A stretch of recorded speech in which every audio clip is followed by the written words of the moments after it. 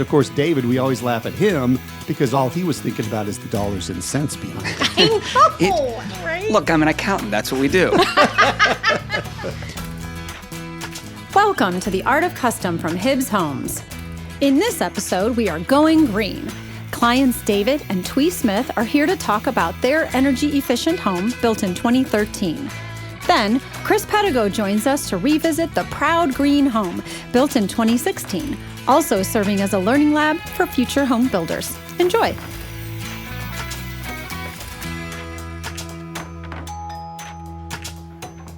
"20 house stories for 20 years. That is the focus of this season of the podcast. And in today's episode, we're continuing our home building journey with two projects that have a special place not only in our history, but also they've left a legacy in the home building community globally. Melody, it's interesting because anyone who's listened to our podcast has either heard the term proud green home or active house. Those are very special homes we're going to be talking about with very special clients. They are. And they were both instrumental in not only our history, but again, globally, really helping to educate the community. And, we don't want to gatekeep green home building. You know that I call it high performance now, though, right? I know, we do. But a lot of people still call it green, and that's fine. I just prefer the term high performance because I think green, and we'll talk about this as we go along, but I think green, there's a connotation with it that is just different than what I think of when I talk about building a high performance home. And there's greenwashing opportunities and things like that. And again, we'll get into that a little bit later. Exactly. I mean, we're not going out and planting a tree for every home we build. Or hugging whales. That would be kind of hard. But yeah. But although remember, I was born on Earth Day. Thank you. Yes. That's a way for me just to remind you my birthday's coming up in case you want to buy me anything. Okay. Well, I mean, is it really coming up? Can you plant a tree for me? Yes, I'll plant a tree in your memory, I almost said. My memory. Oh, great. Where am I going? David and Thuy Smith are going to come and join us in studio to talk about their home. And yeah, that was really a cool home because it was built as a model of sustainable design and energy efficiency, and it was completed in 2013 in a small community called Webster Groves here in the St. Louis area. Really a lot of history to that community, a lot of history to that build, and it's going to be fun. I haven't seen them in years. And so for them to be willing to come in and talk about the build and the importance of it and what it meant to them and what it meant to us is really going to be a lot of fun. And David and Thuy, I remember during the project, just were so funny in many different ways as far as why they wanted to build this home. And we'll approach that with them too. Thuy's hesitation, I think, is what a lot of people have, about green home building. And so we'll let them explain to you why she was pretty hesitant at first. She was. And then we have another project. It's called the Proud Green Home. And that was completed back in 2016 in another community outside the St. Louis area called Wildwood. And like Active House, Proud Green Home not only incorporated some of the highest standards of residential green building, but they were also used, this is what I really liked about it, they were used as learning labs for builders, for architects, and students. And that's important because you and I both agree that helping educate people on how we build and why we build, I think is something that's very important. And quite frankly, I feel a responsibility to do that. So there's not a lot of builders that after 13 years can bring clients back in to talk about how much they love their homes. But I remember I had my son in a pumpkin seat coming into the Muddy Boots tour. I had just had him and set him down on the floor and let my, at the time, 4-year-old run around and take a look at the house. And now look at him. I know. Now he's going to put me in a wheelchair. He's a funny kid. But this isn't about him. This is about whether you're a builder, a homeowner, or sustainability enthusiast. There's really something for you to learn from both of these stories. So let's get inspired.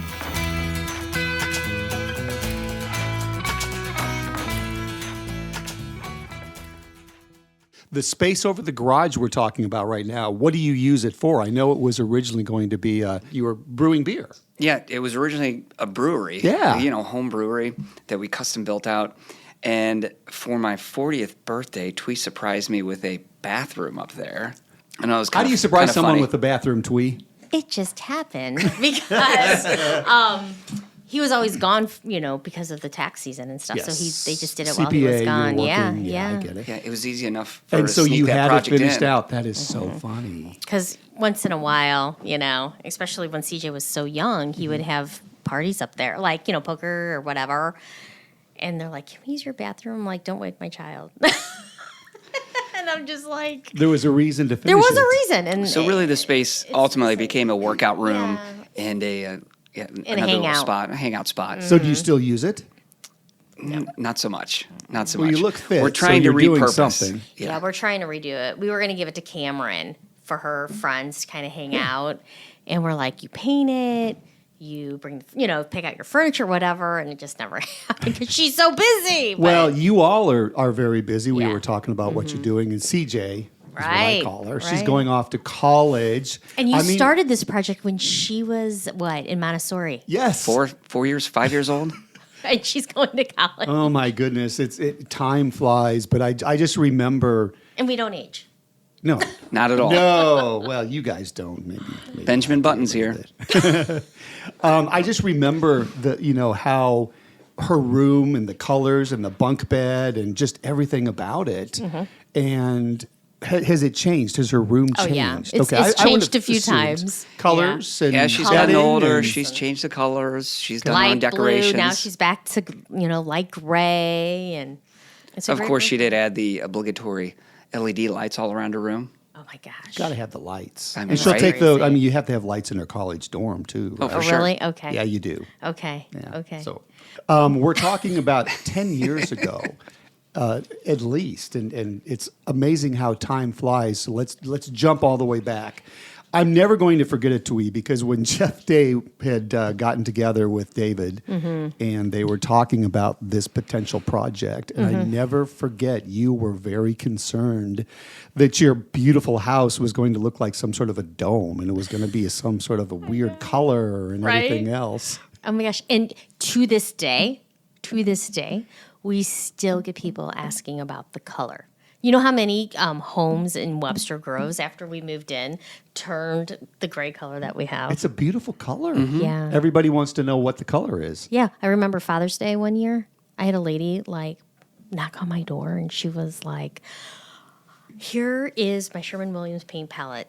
What color do you have on your house? And I'm just like, I'm hosting a dinner party right now.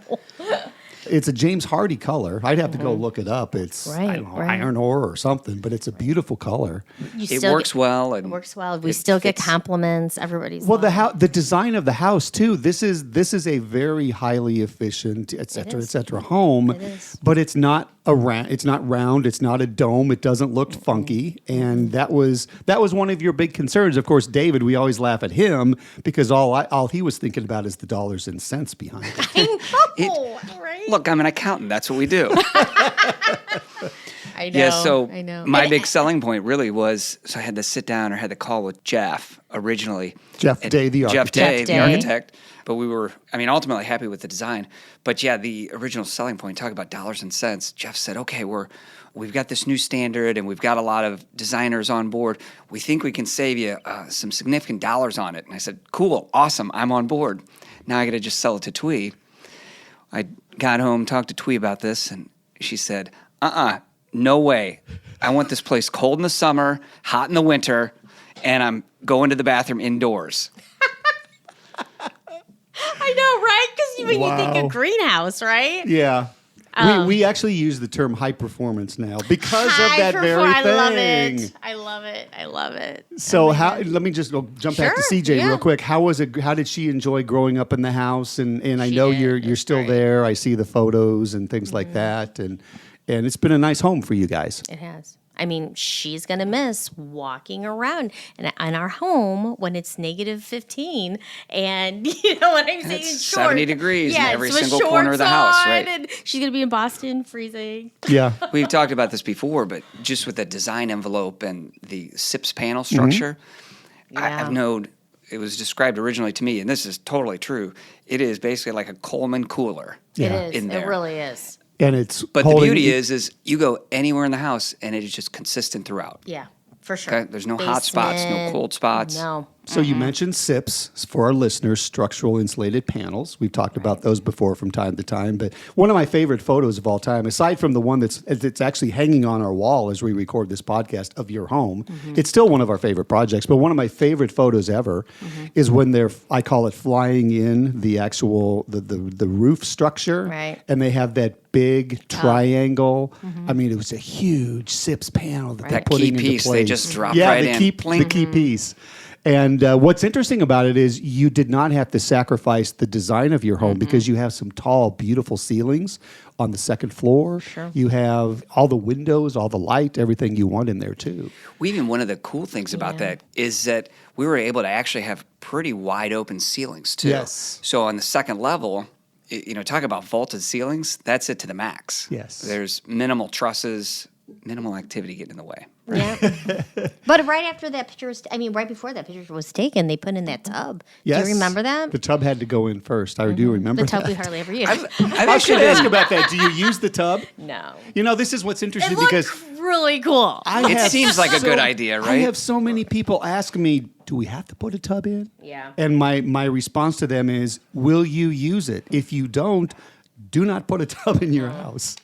We thought we were going to use it, but that's another thing. Like with Cameron going to college, we're like, okay, we're going to do some little, rearranging. I've been really surprised that, anytime there's a new project or house getting built, I'm always looking, okay, are they using the SIPs panels? Are they doing that? And I have not I can't seen it. I'm sell shocked about that. people on SIPs. I think that is. We've used now. To me, that's we're like the greatest- We're just beginning to design one in Utah. The insulation products available allow us to do a 2x6 wall with upgraded insulation, thorough caulk and seal, et cetera, which is a great performing package, but it's still not a SIPs home. And I talked to Matt just the other day because he's going to help us with that one in Utah, and he just recently built another SIPs home locally. Is he using SIPs on Yeah. Oh gosh, yeah. He also is working with another client who's building with SIPs. It's hard for the average person to really understand the benefit of the SIPs homes because it seems a little bit unusual to them, right? And some people are slow to warm to change. So we were just obviously very pleased when you all said, we trust that whatever is being built makes sense. You absolutely have one of the only SIPs homes in the St. Louis area. It is an awesome Yeah. structure. So not only is it very well insulated, but again, I mentioned those Pretty high quiet. ceilings. It's quiet. Yeah. But then also we have minimal need for interior structure too. Yeah, that's true. I mean, even the staircase. I remember the staircase from Staircase the wide basement open, right? all the way up to the top. It's wide open. Yeah, yeah. From your perspective of just, you mentioned this, David, comfort, very comfortable home. You mentioned floor to floor, room to room. You're comfortable with it. What are some of the other benefits you like of it? Well, the lighting, of course. The lighting. Yeah. Even like those Which the skylights help. That's a huge those part of dreary it. days, you still get a lot of light. I think you have 11 total skylights, if I'm not mistaken, somewhere in that area. I believe so. That sounds about right. Yeah. But when you moved into the new home, obviously the SIPs construction, the HVAC, and just everything, Yeah. it much better. Yeah, the clean. I just felt breathing was clean, and I don't know. I felt with an old house, you have a lot of. You had to clean the system out, all the time. CJ and I have really bad allergies. We have Right. really bad allergies. Hardly any allergies in our new home. Seriously, none. We have seasonal stuff, but I just felt like it was different. We didn't have that mold kind of problem. And part of it, too, Yeah. is simply because of most newly constructed homes are built so they don't necessarily focus on that, what we call the thermal envelope, tightening up the envelope. So you're controlling the air that's coming in, the air that's being exhausted on your house. And so that absolutely helps with the allergies as well. Yeah, for sure. Oh, and then we have 2 puppies now. Oh, now wait a minute. I wasn't aware of that. know, we have 2. I thought you had 1, but I wasn't No. aware of 2. Got her a friend. What are the names? Bailey and Baxter. Oh, my God. And what kind of dogs are they? Cocker Spaniel. Love it. Yeah. If you want a Cocker Spaniel, let us know. Right, Dave? Just David, are kidding. you on board with these, He's not with the on board. dogs? He's not on board. Do I have a choice? No. Well, with CJ going off to school, you need some life in the house. Right. A little activity, something to keep us walking. I remember when we were building the house and the compliments that we as the builders used to get about, oh my gosh, it is such a beautiful home and how it fits into the neighborhood. Do you still get those comments? Yeah, I do. It's a walking neighborhood. Yeah. So we have a lot of families, a lot of questions, like I told you, on the paint. Second, I'll have to get you the Well, look, you even talk about, hey, you can make this green home, or what do you call it, active living or something. Right. high performance. High performance. There we go. performance. High There you go. performance. The testament to the fact that you can make it, Your you can own. design it how you want Yeah. it, is that we still have people pretty regularly that are shocked that it's at this Yeah. point, only a 13-year-old home. Oh, They really? think- When the they ones think it's an around it older are home. century homes. Yeah, they think it was like, well, how old is your home? And I'm like, 13 years old, or something like that. And they're like, no, it's not. I'm like, yeah, it is. But that's Jeff Day. Yes, Because he did a beautiful job. He really conformed it to fit the community. It was very important to you, Yeah. and it was very important to Jeff, and quite frankly, it's very important to the community. Yes. Because the communities like the Websters and the Kirkwoods Sure. and the Glendales of the There's St. Louis tradition area. there. It's tradition, Mm-hmm. exactly. And we have really enjoyed working with people who care about that integrity. We had another project in Kirkwood, probably 15 years ago, where we actually won an Infill of the Year award because it fits seamlessly into it. And we felt that same way about your home. It was just gorgeous. David, where did you grow up? Were you in the Brentwood area? You were So, local. I actually grew up in Webster. Okay. One block from where the house is. One so block. Again, you talk about the design was important to us and being in that Webster feel. Mm-hmm. Okay, so I grew up around it. And so, yeah, when we did the design work with Jeff, we said, I want tall windows. The You door got 'em. handles were important. Yeah. How do we identify those? Yeah, they those just little tripled key- the size of his house, his childhood house. Where'd you grow up? Oakville. Oakville, okay. Yeah. Where'd you meet? At a At a party. party? Yeah, it was a graduation party, I think. Yeah. So you meet, you eventually get married, you're living in Brentwood? No. No, we where was Actually, no, we- we got we- married in 97. Okay. We moved to Concord, New Hampshire. Oh, my goodness. Yeah, we lived up in New England for a couple of years. Yeah. Because I Moved know your around a bunch. dad Yeah. is a CPA too, right? Yeah, so my dad actually, so I grew up in Webster. My dad had a CPA practice for many, many years in Brentwood. But for us, we Moved did our around own a thing, lot. moved around a bunch. And then we came to Indiana, and we lived in Indiana for 3.5 years? And then we moved back home, which we wanted to be back home. But And is that when you moved into the bungalow? Brentwood. That is, yeah. Okay, gotcha. Yeah. Before Jeff Day, the architect, got a hold of you, Got a were hold you of us. thinking about moving? You must have been. And were you thinking about building? we were thinking of extension, like an Onto extension. So in the our bungalow. yeah, originally our original connection with Jeff was we had the Brentwood house, Yeah.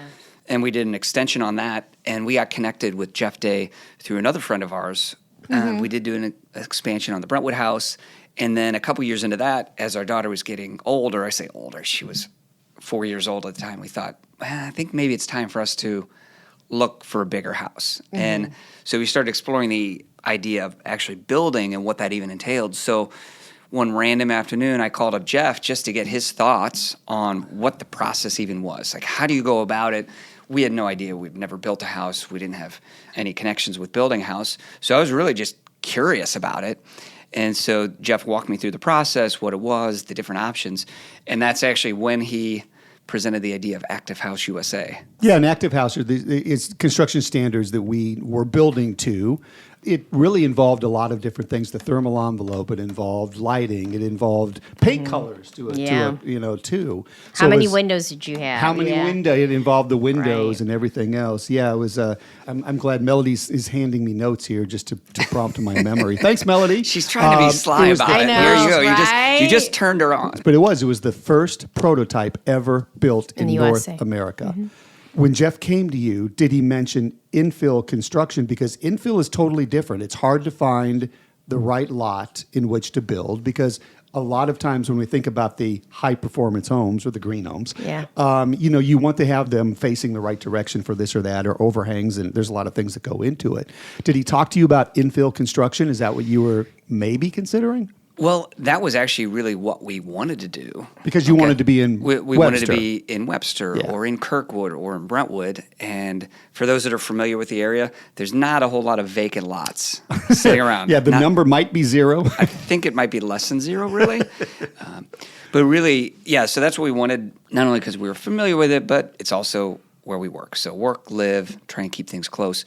And I think even at the time, Kim, I think you had even mentioned, hey, you might have some lots or potential lots either in Kirkwood or other areas. Well, we were fortunate enough to actually stumble across a house in Webster that we were able to acquire, do a tear down, and use that lot. And what's interesting is we repurposed some of the material on the inside. That house was in very, very rough shape. It But was in tough shape. efficient. Yeah, we talk about the things that we repurpose. Here was one of the coolest things that your team did, and it was kind of a surprise. But the shipping crates, for I don't know what materials it was, but your team took the shipping crates, took the wood, planed it, and actually made A counter. made our countertop for the kitchen Yeah. out of the materials, which was pretty wild. yeah. And Then I over remember- time it expanded and we had to get something else. Yeah, we had to do something else eventually, but it was we just had to mention that. it was really cool out of the gate. So, I remember, the advice too, is the, don't put a dishwasher underneath a wood that's thing. why. So the steam That's from the why. dishwasher. Yeah. I remember that some of the concrete from that home, though, was actually crushed up, and we brought it back and used it underneath the slab of the house. So the house that was deconstructed was repurposed as much as possible. That's part of what we do. Is we, a lot of time. I think Habitat did try to come in. They either salvaged some of it. They did. They Yeah, did. so they Doors were- and windows, Yeah, so they flooring. can sell that again at their restores and use the funds to build new houses for those who need it. So it's kind of part of our process and what we do.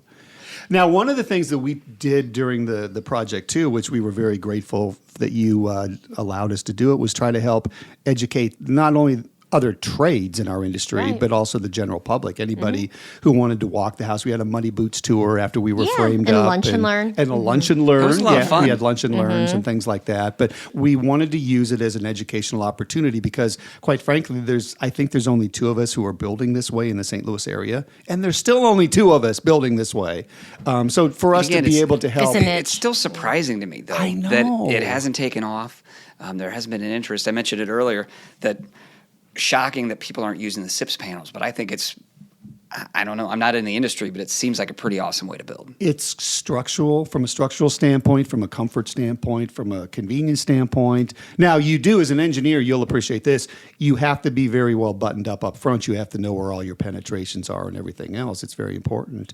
You mentioned you were an engineer earlier before you became a CPA. So, from the engineer standpoint, put your engineer hat on for a minute. Had you ever heard of SIPS? And then when you saw the construction going on, what did you think of it? I had heard of it before, but my experience wasn't in the construction trades. So I had heard of it more as a curiosity, but didn't really know much about it. So to actually see it, hear it, I thought, wow, that's pretty cool. Let's get on board. And then you saw them going up. Oh, yeah. So I think it took 2 days, It wasn't- 2 it or wasn't 3 very days long, yeah. from the first piece coming in That's to one actually of the being under the benefits roof, to which is wild. using the panels like that is the actual framing part of the construction goes much more quickly. So what is the best part of the house? I mean, obviously it's designed the way, kind I of. love my porch that right. It's Front that porch, wraparound right? front I love my porch. Do you guys sit out there? all the time. We do. And yeah, if the people weather's are walking nice. by. Dave put a and- bar out there. Yeah, we got a bar. There's a TV on the front porch. I mean, yeah. David, that's the best. So really, yeah, in the summertime, we sit there. Halloween, we'll have Christmas. Oh, I bet Halloween is just We'll have the our best. cocktails and sit on the porch, and I use you see the neighbors go by. We're waving at them. And And that's Americana. That's It is good. Webster That's Groves. Americana for sure. That's we Webster. did install a book nook in the front of the house. Oh, yeah. So for those that aren't aware, it's just it's a tiny house on the front yard, and people can stop in and get books. Trade so that was books actually in and kind out, of which is really good. I have a reader, my girl's a reader, and that's why we. That is installed really that for her. cool. if I was more clever and better with tools, I would have made it look just like our house. But But you've only got so much time. there's right? only only so got much so time. much Only so much time. Well, it's a beautiful home. It's a beautiful story. When we built the house, you have a garage behind, and on the second floor, we had kind of finished it out where you could come back at some point. And at the time, you were I guess it was a starting hobby of yours to brew beer. And so you wanted it finished out that you could actually do more of that up on the second floor. Yeah, in fact, kind of a funny thing there when we were laying out the electrical needs. Yeah. I had in my mind, hey, I'm going to make this an electric brewery, and so there's going to be certain electrical needs to get hot water and do instant hot water. And I think at the time I roughly calculated, and I told one of the other gentlemen, that was on the project, I said, hey, I think I'm going to need a 200 amp service for the garage. For the garage For the garage. alone. And he looks at me and goes, we don't even have that in the whole house. I go, we'll see what you can do. Oh my gosh. And so over the years, you say it's become more of not a man cave per se, but we put the bathroom up there. So now you have the bathroom, and it's become more of It's a nice extra hangout space. It's a nice And extra again, kind of space, like for sure. like a lot of Webster properties, the home, you might call it a carriage house or the garage, it's a separate structure Sure. from the house. And so you can do some unique things with it. Like I said, we did the brewery for a while. It's been a workout space. Hangout It's been a hangout space. for spot. CJ and her friends. Exactly. Yeah. Exactly. Yeah. And you guys aren't going anywhere, right? No plans on selling the house or No plans. moving or good. No. Well, if you remember, it's in the contract. You can't. Can't sell it? You can't sell it. Although a lot of people are like, are you going to move Exactly. once CJ goes to college? Can We're you like, oh my imagine, though, if your God. house ever did go on the market simply because of the aesthetics and the color of the siding alone? Yeah. It's just a beautiful home. And like I said, that's why we have it hanging on our wall in our office. It's always one of our favorite projects, it's part the- of our journey. Yeah, and I think it's a great location. Yeah. You can't beat the location where it's at. No, it just all fell into place where you Yeah. were able to find the house that you could deconstruct and build your home there. It's right where you wanted very it. And fortunate, now yeah. you're right up the road with your office and all. It's a pretty cool story. We've been lucky.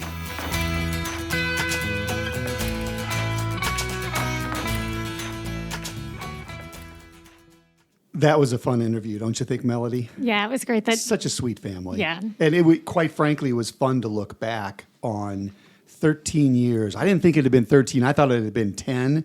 They said 13 years since we built their home. my math wasn't mathing because I thought it was 10 as well. So Maybe our math is right and theirs. Oh, never mind. But we welcome back Chris Pedigo into our podcast. Chris is our general manager in the St. Louis office, very actively involved in a lot of our high performance building here in the St. Louis area. Chris, you remember one of the fun things and the benefit of the project we did with them, the Active House, is that we used it as an educational opportunity for the St. Louis construction industry and quite frankly, the general population. We held a couple of open houses and got a chance to show off the home, if you will, and explain to people what we were doing. And that was really part of the fun of the project. And you were involved in that. Yeah, absolutely. And I think that's with all of our builds, that's an integral part of what we do is whether it's with our homeowners or potential clients or just like you said, general people. And it's always a project educating our trades as we go as to how you build a green home. And it's interesting because you are doing a lot of sales work, obviously. Now, you put on many different hats. You've got a sales hat, a quality control, general manager. He wears a lot of different hats, sort of like Melody does. When you're wearing those hats, when you put your sales hat on and start talking to people about Hibbs Homes and high performance, you're basically doing the same thing. You're helping educate them on how we build and the benefits of how we build, and whether it's the St. Louis market or the Park City market. That's who we Right. are and what we made a name doing. Right. And whether it's actual, tangible, like cost efficiency and less carbon footprint, or if it's like the intangible benefits that we talked to them about, but things like that your house is more comfortable and your house is a healthier home and things that you can't actually quantify necessarily, but there are a lot of benefits on both sides of that table. And it's funny because those are two of the qualities that David and Thuy mentioned specifically. Their home was much more comfortable no matter if they were down in the basement or up on the second floor. And then Thuy was talking about the clean indoor air quality that she and her daughter CJ have allergies, and yet inside this house they have not had problems. Right. Those are some of the things that we do help our clients understand. We also help them understand that it does not have to cost a lot more to build the way we build. We can walk them through if they just want a well-built, above-code home, terrific. If they wanted a net zero home, we can do that as well. So there's a lot of options. There are a lot of options, and a lot of times it comes down to weighing the benefit of, say, upgrades above a very well-built home and weighing those as opposed to what the cost is and really finding that good balance between a good investment and high performance. Well, and Active House actually did achieve net zero. It was certified as a net zero home, and they Right. were putting energy back on the grid. Yeah. It was part of the design of the home. And, when we were doing it, we had students from the University of Missouri. They did, yes. And we had local architects come through. We had, other folks in the St. Louis building community come through at different points. We talked to Thuy and David about that. Yeah, we did what they called muddy boots tours. And, yeah. We love those. So there's another home that we actually built that was a sort of lab, a lab of sorts. And, actually, KSDK, your alum, did call Active House a living learning lab. Which is true. Yeah, when they did a story on it. So now we're going to turn our sights to another house that was also the learning lab, as I said. It was the Proud Green home, which was built in 2015 by the Kuntz family. Oh, that's 10 years ago. So David and Thuy are probably right. That's what happens when the years just keep ticking by and I keep getting older. That's what happens when you ask a marketing person to do math, actually. That's true. Melody, I think I'm going to buy you a calculator. Yeah, that's okay. So it's the Kuntz family. Okay, gotcha. And that was the Proud Green home that we built back in 2015 in the Wildwood area. It was, and we did another Muddy Boots tour Yes. during that construction. And it actually was recognized by Build Magazine as the most energy efficient home in Missouri. I remember that. And you know what else? What? It also was recognized in 2016 as the most advanced home of the year by the St. Louis Home Builders Association. And I think we have that award sitting right over on that we do. table over there. We were one of the first gold level certified green homes in the St. Louis area. So always been kind of a local leader. But I think it's really cool that both Proud Green Home and Active House really on a global level we had a billboard in Times Square for Active House. I remember that. Yeah. I have a photo of that still showing that Times Square with a picture of Active House on it. That was pretty cool. But to your point, that was the first prototype built in North America. Think about that.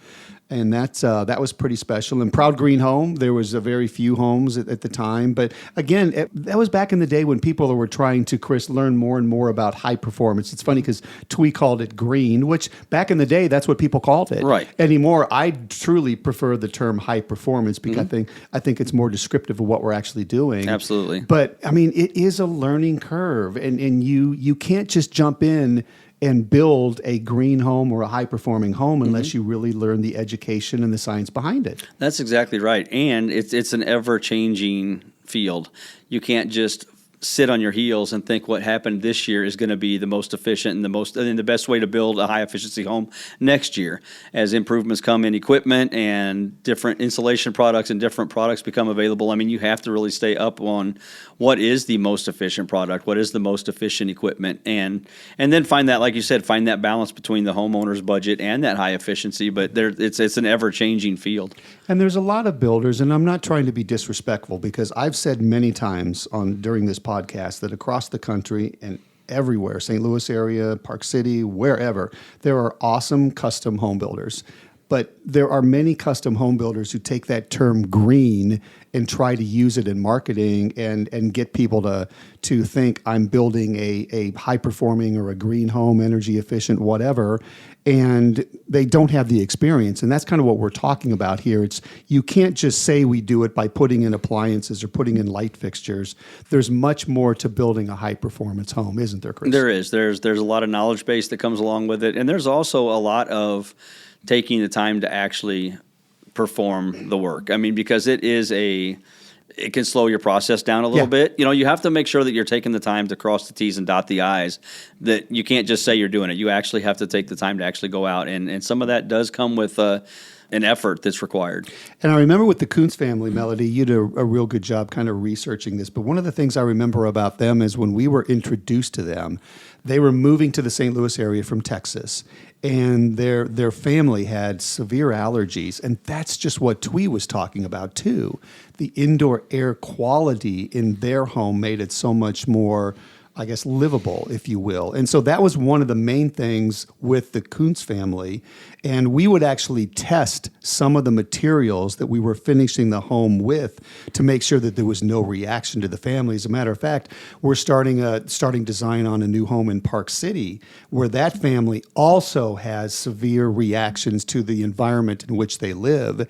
So we'll talk more about that as that project progresses. But there's more and more people out there who are suffering from allergies or effects of the environment in which they live, and paying a little bit of attention to it and really understanding how you're building, the materials you're building with, testing the materials and things like that can make a big difference in the comfort of the home. Well, and one of the things, sometimes you don't even realize you're hitting on a sweet spot, but up here, it is allergy capital of the world. Yeah. Anytime I talk to anybody who's relocating, one of the things that I do say is, with this indoor air and keeping things sealed out, the cycling through that tree pollen, because a lot of people also like to build out on acreage. So you've got a ton of pollen out there.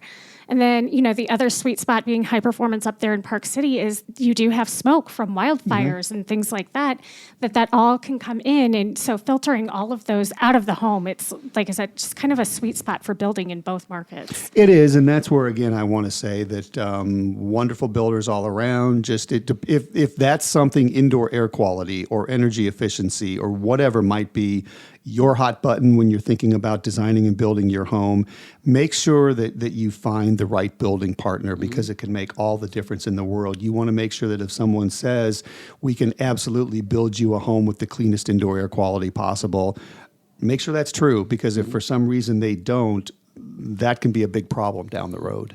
And it does come into not only air filtration, right? I mean, that's a big piece of it, and your air seal and your air filtration. But it also comes down to, as you hit on earlier, the building materials that you're using in the house, because the quickest way to damage your indoor air quality is not pay attention to the actual building materials and the VOCs and things like that as you build the house, your adhesives, your paints, your even the building materials themselves, the OSB, and you have to pay particular attention to the entire realm, or your indoor air quality is only as good as that weakest link. Yeah, because that off-gassing can go on for years and years and years. And to Chris's point, carpet, stains, paints, the finishes of virtually even furniture. You just have to pay attention to it all, and you just need to let your builder know what your sensitivities are, and have them help you walk you through the process. One of the things that we talk about is the clean indoor air, but you walk in and there's no new home smell.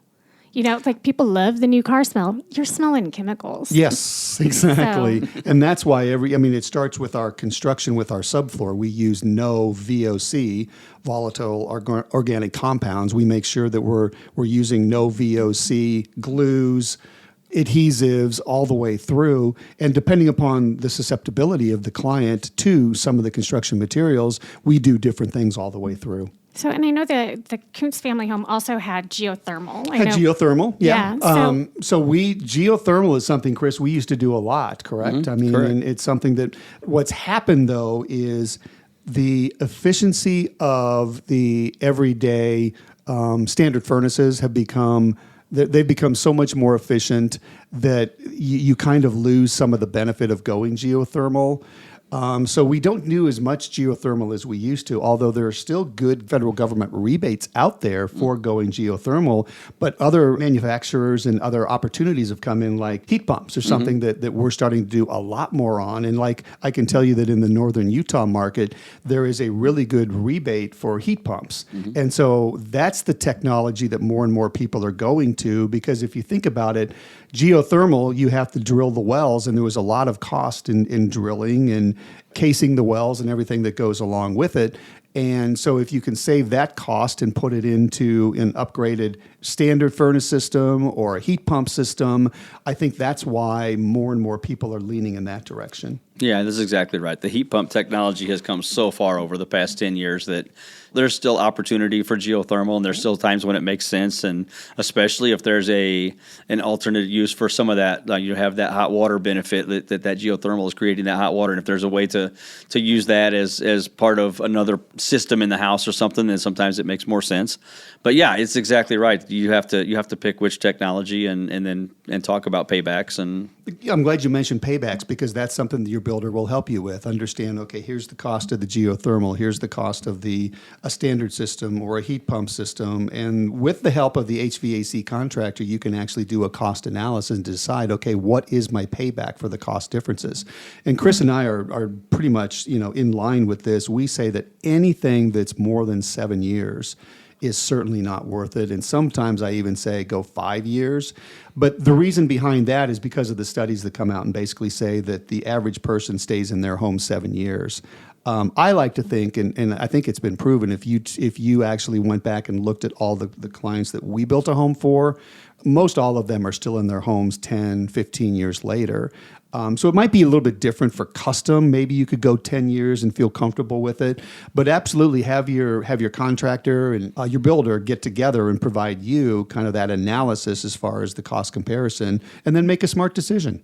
So one of the things that we talked a little bit about was what we in the marketing industry call greenwashing. Yes, greenwashing. That's what we did. We talked about that a little bit earlier. Yeah. So when you think about green homes, one of the first things you think about is, it probably has solar panels. But we have highly efficient homes, but we don't do solar technology on all of them. I know Active House did have solar technology. Proud Green Home had no solar technology because of the geothermal. But it had geothermal and very, very robust insulation package. And I think HERS, Home Energy Rating Score, I think it had a score of somewhere in the low 40s, something like that, which means it was a 60% more efficient home than new homes being built today. And really, to your point, if we had put solar on that house, it could have been easily a net zero home.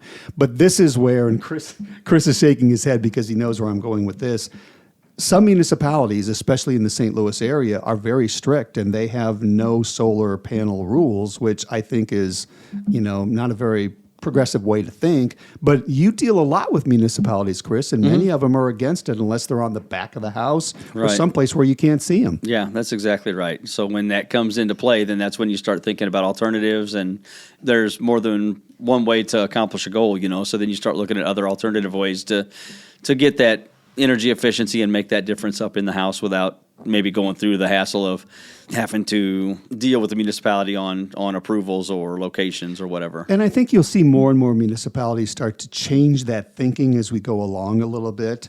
Another thing for the consumer to consider when thinking about solar panels is every state, every municipality is going to be different. For example, there are some states that mandate solar. California, for example.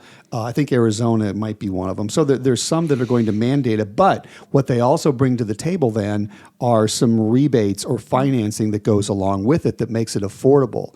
Here in Missouri, one of the problems we have, for example, is we don't have. There's always federal rebates out there, but there's not much on the state or local level. Now, Ameren, which is our local supplier of electric, there are times when they have really awesome programs available, but it's kind of hit and miss. You have to understand when they're going to be there, when they're not available. I guess they have pools of money that are available at different times. And if you can hit it at the right time, solar makes sense because then it's affordable. So a lot of it, depending upon where you live in the country, depending upon the rebates available, whether it's through an electric company, whether it's through the state government or the federal government, there's a lot of variability out there that you kind of have to navigate to figure out if and when solar makes sense. And then I think some of that comes into play with your overall design as well, because if you do have solar, for instance, we're building a house in Ladue right now that's going to have full solar. So we actually planned that house with more electric appliances and that to take advantage of that solar benefit. Yeah, and to your point about planning, the design is very important too, because you want to make sure that the solar panels are taking advantage of the southern or the western, southwestern exposure. And so the architect needs to know that, so they make sure that they have everything, designed properly with the layout and the roof structure and all. So a lot to think about. So both homes were learning labs for University of Missouri, Columbia, as part of their green building curriculum. And part of that was also monitoring and measuring on both homes, the performance. And so with the data kind of coming into the home building curriculum, what have you guys seen change in the years since that home has been built? Do you think the data is starting to back it up locally with Missouri? Well, there's no doubt about it. The data is absolutely backing up the performance of these homes. And you heard Thuy and David. They're talking about how efficient it is and how comfortable it is. So there's proof in the pudding. And by the way, a quick shout out, Matt Belcher, again, guest of the show, friend of the show. You've heard his name many different times, but he was instrumental in helping coordinate the University of Missouri, the professors, the students with both Active House and Proud Green Home. But it's exciting. The more you can have students learning and understanding how we're building, that's what it's going to take to have more and more people understand it and start believing in it. And it's still such a small section of the construction industry who really understands the benefits of it, that it's really hard to make change in this industry. And that's why, Chris and me and Jeff Bogard, who's another really good green builder in the St. Louis, high performance builder in the St. Louis area, the more of us who do it, we keep thinking more are going to come on board, but we haven't found them. So if you have the younger generation learning, experiencing it, understanding it, believing in it, that's what's going to help. I think it's going to take in order for more and more builders and the industry to embrace high-performance building. It's not only measurable, but I mean, when you have our clients come back to us, and for instance, the Vandevins, when they come in and they say, hey, I moved into a house twice the size and I have less energy bill. Yeah. When you have that real world feedback from your clients that have been in their house, or the Chris Sallies of the world that come back to us and say, hey, I lived in my house the whole first year and my net energy cost for the year was, what was it, $200 or something for the year? Yeah, and he did have solar, and he really, I believe he has geothermal if I'm not mistaken, but he wanted a very high performing home. And like Larry Vandeven, who you mentioned, they were living in South St. Louis County. They built out in the Eureka area a home twice the size that they came out of. And they said that the energy bill was the same as that smaller home. And they were just amazed at that. So my office is pretty close to Kim's. And one of the things that I get to experience is kind of some of the interactions with our old clients and our new clients. I have my favorite conversations that I love to eavesdrop on. But one of the old clients, Doug Holtzman. Yes. I knew you were going to go there. The Holtzmans, Holtzmans, they're awesome. I get a text from them every single year. Every year, and I'm not joking. We built their home 10 years ago. That seems to be the common number. No, we did. We built their home several years ago. Continually we are so blessed. We are so thankful. We love our home. And they talk about the efficiency of this home. And it's just so thrilling to have people recognize what we do and understand what we do. I just hope it becomes more mainstream. Now, here's part of the problem, though, Melody. The federal government is starting to mandate more and more about what is required.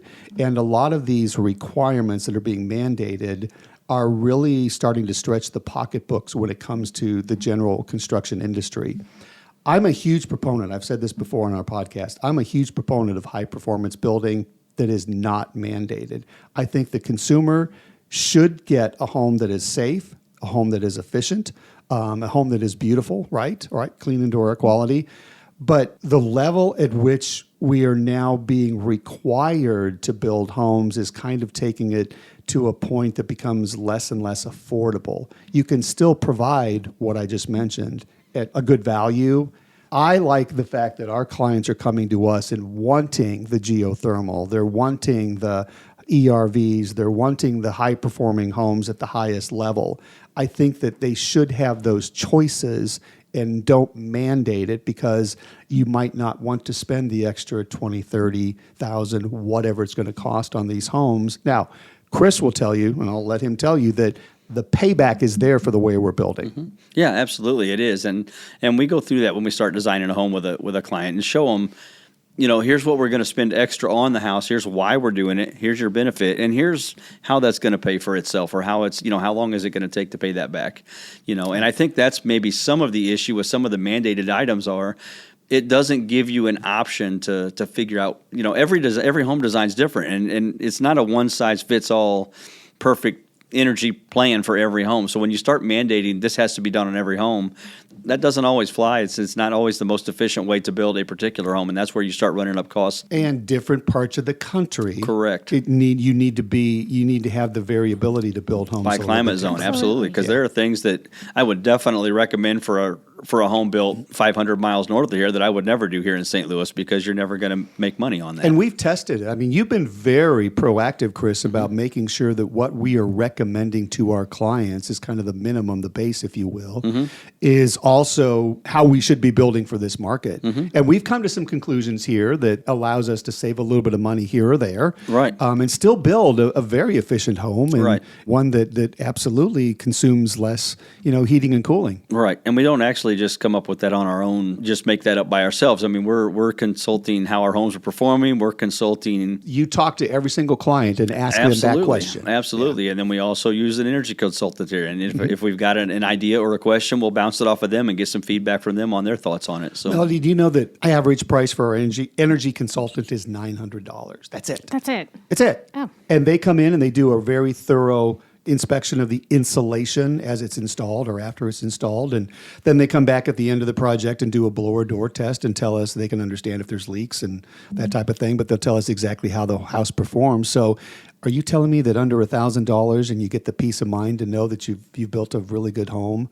To me, it's worth it. And our clients are absolutely benefiting from that. Well, and that's part of the HERS process. Yeah, the HERS process, so yeah. Because we're a HERS builder. Yeah, ResNet, I think, is the name of the program. ResNet, So if you're looking for someone that you know is going to be performing those same kind of checks. Great point, because you go to their website and they have a drop-down menu of their approved builders. And quickly, the HERS rating, I don't know that we've talked about that in a while. So if you guys want to explain the HERS process and what the that's HERS basically rating means. that's what I had mentioned earlier is once you have the inspection, the blower door test, you're going to get I call it a miles per gallon sticker like you see on a car.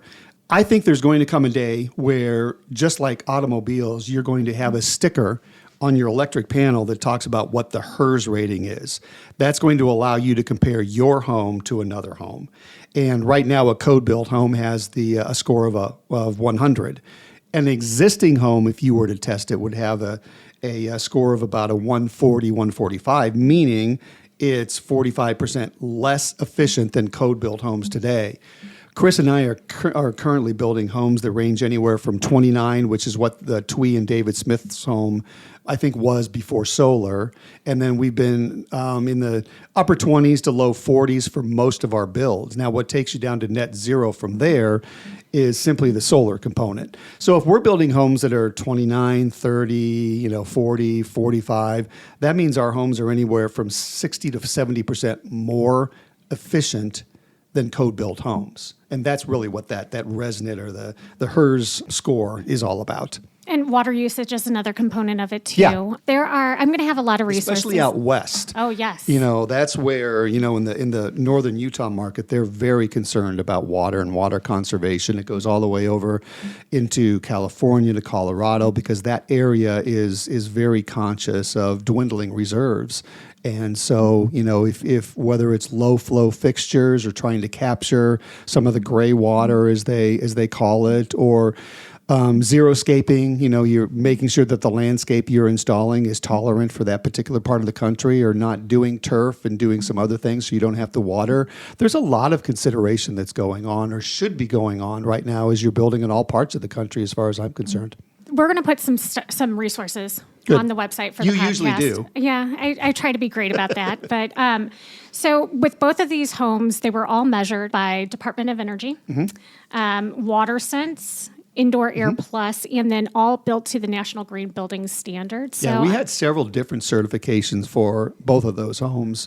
Proud Green Home had its standards, and the Active House had its standards, but then we had dual certifications along the way too, which is something that we do for many of our projects. And a lot of builders across the country, if you're a high-performance builder, are going to be building to these standards, but not necessarily requiring the certifications.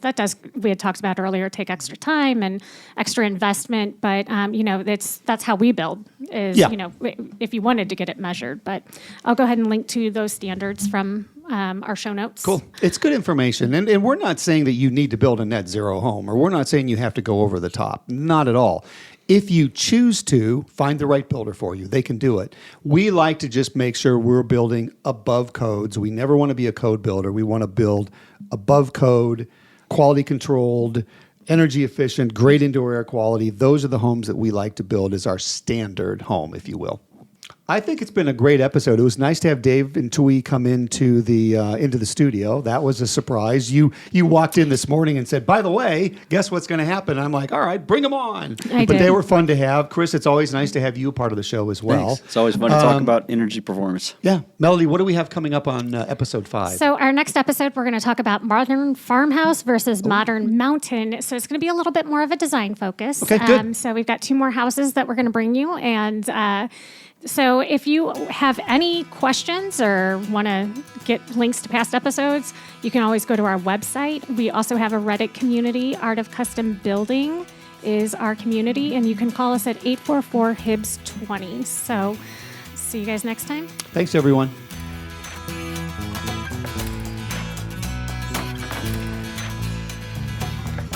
For more information, visit www.artofcustompodcast.com or find us on Facebook and LinkedIn as The Art of Custom. Be sure to subscribe to get the latest episodes and please rate and review.